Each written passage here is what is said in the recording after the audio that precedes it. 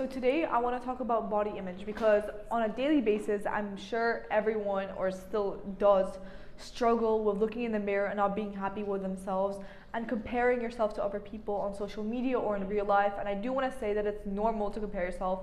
You're probably going to end up doing it subconsciously either way, but you can minimize it and you can remind yourself that, okay, just because they're attractive doesn't mean that everything else in their life is good. Same thing for you. Just because you might be below average doesn't mean that your life is horrible. So it's like, how much of physical beauty, how much does it determine your value as a person? And when you really think about it, it's not as much as you think, because there's so much more to a person than just their physical appearance. I do want to say that your physical appearance, so by physical appearance I mean the hygiene that you keep, the style that you keep, they still tell you a lot about a person. So completely ignoring it and saying don't judge a book by its cover, it's wrong, because you can make assumptions about it, but you should not certify and say that yeah, this is 100% about them. Just because they look like this right now, this means that they're that. That's wrong.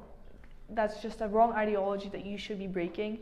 And I want to say that there's a difference between body positivity and body acceptance. So with body positivity, it started off as a good message which turned into an incorrect one in my opinion, where it began as you just being comfortable and accepting who you are right now. Because I used to lie to myself, where I was fat and I would be like, it's just this day. Like I'm like next morning I'll wake up and I'll have skinny morning, and I would just constantly lie to myself. But at the end of the day, I was just fat. So me being accepting of this, it made me realize that there's space for change. So because I accepted who I am right now, I can change.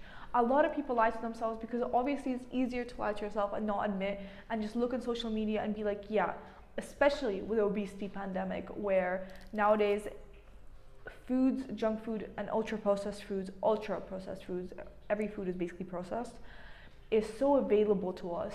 And you have to realize that these businesses, they don't really care about your health. They only care about making the stakeholders happy. They only care about maximizing their revenues and profits. So they don't really care that much about your health. They can put so many foods when you go into a grocery store, and even the way the grocery store is laid out, where they have baked goods at the start normally, then chocolate, then the eggs and the milk at the end. It's all made for you to indulge in these foods and to get companies richer, and your health is deteriorating. So yeah, I do want to say that there is a socioeconomic argument, which I have been thinking a lot about, where a lot of the times people of middle class or lower class are just forced to eat junk food or ultra processed foods because it's more convenient and it's cheaper. Then it's a question of the government and government intervention, but I don't want to really get that deep into the economics of this because I think it is more about personally and individually. I do want to state the effect of social media. So I haven't had social media in like I think actually I'm telling you, like I've already lost count. It's been like more than a year and a half. I think maybe even 2 years. But generally, when I had social media, I would compare myself to people so much on it, where I couldn't control it. I had nothing to contribute to social media. I would just look at them and be like, wow, like they look so beautiful. Like this is how they must look 24/7. And what you realize is that it's so fake. But we know it's fake, but we don't really understand it. Like when we're on it, we don't really understand how people in real life act and how they act on social media. It's just two completely different versions of people. We look at them on social media to be more intimidating, whereas in real life, it's really not. At the end of the day, this is a really obvious statement, but we're still human. And we tend to forget this. We tend to forget where we look at these people in high positions, CEOs, and we're like, oh, they're just so unattainable. They're just so far away from me, and it's just two opposite ends of the spectrum. And in one sense, yeah, but in the other sense, we still face these emotions. We still have our familial problems. We still have problems in different areas of our lives, and for everyone it's different. So you cannot look at someone in just because who's really successful or who's really attractive, it's called the halo effect, and just and just assume that every other aspect of their lives is perfect when it's not. So if you don't know how to use social media, if you're not contributing anything to it, if you're not making some kind of revenue, if you're not educating yourself on it, just delete it. You're wasting your time on it, and you're doing more harm than good. This is just a personal example. So recently, by recently I mean I broke it today, I went on a 4-day fast. It's for longevity purposes. It's not because I'm trying to starve myself or anything. I could make a video about fasting, like prolonged fasting, another time. But basically the point is that I went on a fast, and I realized that the only time I would get hungry is when I watched food videos. And so what I had to do was I had to force myself to watch food videos, and that forcing yourself is really difficult because you just want to continue. And same with social media, you just want to continue looking at it because you're like, oh, what am I going to find the next scroll? What am I going to learn in the next scroll? But ask yourself this question: how much of the content do you actually remember? Because it's not going to be a lot. There's an impact of this subconsciously, where we just compare ourselves more. We look at other people's lives more. We stop living our own life. We have less time to do other things that we should be doing. We're like less productive. And then it's like a spiral, you know? It's like an ongoing spiral of less productivity, and you getting less enjoyment, and you feeling tired. And a lot of times you are probably, this is like a social media thing at this point, but there is a significant impact on body image. But at the end of the day, you just have to admit to yourself, if you're not happy with your body, what are you gonna do about it? Like, what is there to do? You can't consistently be going on diets all the time, breaking a diet, going on binge eating, and then going on another diet. This is just so unsustainable. Or like starving yourself, or being like, I'm not happy with my body, so let me just accept who I am and lie to myself, because lying to yourself is not going to solve anything. You going in the mirror and telling yourself you're beautiful, or you're this, or you're that, you're just lying to yourself. So why would you want to lie to yourself? At the end of the day, it's not benefiting anyone except you. So there's things you can do about it, and you are in control of it. To start off, if you don't know how to use social media correctly, just delete it. So by correctly, I do want to symbolize that it's where you're not contributing anything, or you're not educating yourself, you're just scrolling on it and just looking at how other people live their lives. So if you're not contributing to it, just delete it. If you know that it has a more negative impact, just delete it. So realize that there are root causes to your problems of body image and self-confidence. So it could be you just refuse to accept the point where you are right now. Social media, you feel like you're comparing yourself more, you feel like you have anxiety. There's root and deeper causes to it, and most of them stem from confidence.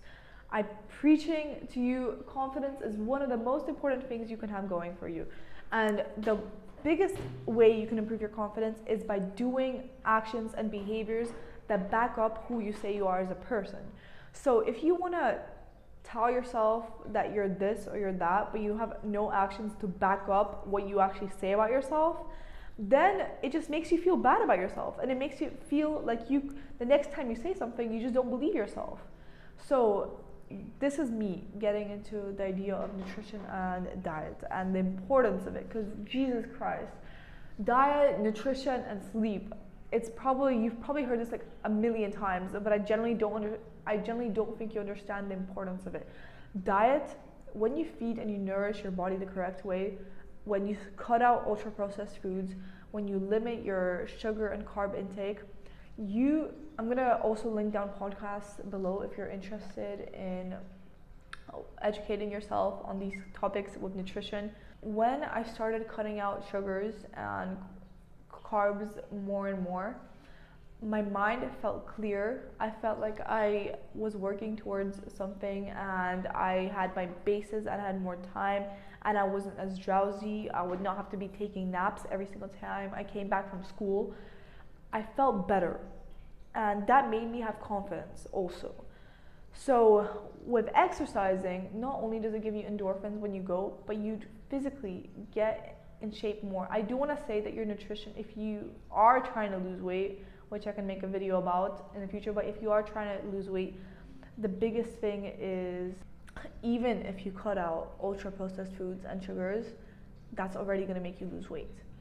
which because it decreases your insulin levels. Insulin is a hormone that makes you store body fat more easily in your body cells. Again, I'm going off topic right now, but what I'm saying is that you can work on your confidence, you can work on your battle with body image, you can work on all these things, and it's not going to be easy. There's no thing as short change, it's all long term. So making these little changes every single day, just pushing yourself to the gym and just showing up, just deciding to not have this cookie, and making your environment easier. When you go grocery shopping, not buying junk food and eliminating it in your house already makes it easier for you to survive it, because when you're bored, when you look in your pantry, you're not going to have junk food. So generally creating an environment for yourself to succeed in is so important. I didn't even understand the importance of environment until not long ago, where literally it can either make you or break you, which is a really cheesy quote. Make it easier for yourself to succeed in. Start going to the gym, start showing up. And when I say gym, I would also say that I'm wrong. There's different ways of exercising. You shouldn't only be going to the gym, but I would recommend weight training. And there you could do boxing, swimming. Jesus, there's so many forms of different exercise, but just getting and moving your body makes you feel so much more better after. And then you start viewing your body as a different way. You don't start viewing it as just an aesthetic purpose machine. You start viewing it as something that carries you, that when you go up the stairs you don't get tired, where you feel more healthier, where you feel more confident. And we can't ignore the aesthetic purposes, obviously, because a lot of the times people do start off with losing weight in order for aesthetic purposes, and you can't blame someone for that. But just also when you do start exercising, you realize that there's so much more to it than just purely aesthetic. It's also for health and longevity. So I do want to end by saying that you are in control. I'm going to link down podcast below. Please read Atomic Habits, because at the end of the day, it does come down to habits and what you do on a daily basis. So teaching yourself how to break these habits and how to produce better ones, it's already a good start. So hopefully you guys learned something today, and if you have anything else to say, please do comment down below.